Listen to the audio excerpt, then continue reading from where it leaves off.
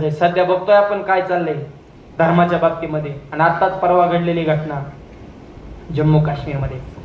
धर्म पाहून जर गोळ्या मारल्या जात असतील तर हिंदू धर्म म्हणून सगळ्यांनी एक होणं ही सध्या काळाची गरज आहे. इतके दिवस म्हणत होते आतंकवादाला धर्म नसतो, मग ही परवा घडलेली घटना काय हे विचारून फार माणुसकीला काळीमा फासणारी घटना आहे. मायबाप, आज मला कीर्तन करणं सोपं आहे, तुम्हाला ऐकणं सोपं आहे, नेते मंडळानं ते श्रद्धांजलीचे पोस्ट टाकणं सोपं आहे, पण ज्याच्या घरातला माणूस जातो ना त्याला दुःख विचारा. त्या माऊलीला विचारा ज्या माऊलीचं 16 तारखेला लग्न झालं, 23 तारखेला त्याचं कुंकू मायबाप हिसकावून घेतलं. आयुष्य कडेला काढायचंय. मग ह्या सोप्या गोष्टी नसत्यात. आयुष्य कडेला काढाय करता पुरुष जर एखाद्या घरातला निघून गेला तर अख्खा कुटुंब उद्ध्वस्त होतंय. मायबाप स्वतःवर प्रसंग येतो ना त्यावेळेस त्याचं दुःख कळत असतं. फार भयानक घटना घडली. 28 ते 29 जणांना त्या ठिकाणी आपला जीव गमावा लागला.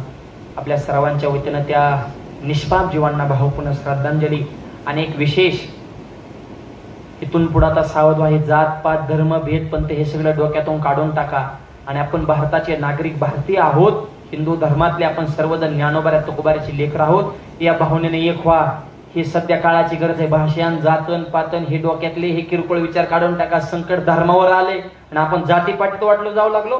ही विचार करण्यासारखी गोष्ट आहे मायबाप. आणि या निमित्तानं सरकारला सुद्धा विनंती, आता असा धडा शिकवा.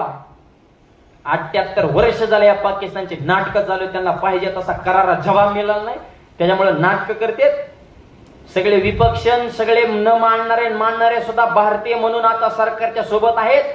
पाकिस्तानला असा जबाब द्या की पुढचे 100 वर्ष भारतावर हल्ला करायचा म्हणलं त्यांच्या अंगावर फरकाम उडाला पाहिजे. कुणाच्या नादी लागा पण भारताच्या नादी लागू नका. घेतलाय निर्णय, 4-5 कडक निर्णय केले, विजा वगैरे रद्द केले, तिकडे जाणार करार सुद्धा आता रद्द करण्यात आलेला आहे. पाणीच नाही गेल्या काय माती खात्यान का? बीडीला माग झाले तर सगळी अर्थव्यवस्था धासवून टाकणे, मूर्ख विचार करायचे नसले, दहशतवादी संघटना वाढवायची. सगळेच माणसं, कोणत्या धर्मात सगळी माणसं वाईट नाहीत बरं का, आणि कोणत्या धर्मात सगळी माणसं चांगली सुद्धा नाही. पण दुसऱ्यावर आक्रमण करत असंही कोणता धर्म सांगत नाही. पण ही विचारसरणीच काय विचार असेल, दुसऱ्याला मारणं, दुसऱ्याच्या अमृतामध्ये विष कालवणं फार अवघड परिस्थिती आहे. म्हणून जग हे फास्ट वेगाने चाललंय. आणि या काळामध्ये टिकून राहायचं असेल तर गावागावामध्ये आपली एकी असणं ही काळाची गरज आहे. ज्या कुटुंबात एकी असते त्या कुटुंबाचं गावात वजन असतं, आणि ज्या गावात एकी असते त्या गावाचा तालुक्यात सुद्धा दबदबा असतो. म्हणून एक राहायला शिका, एक जीवानं राहा.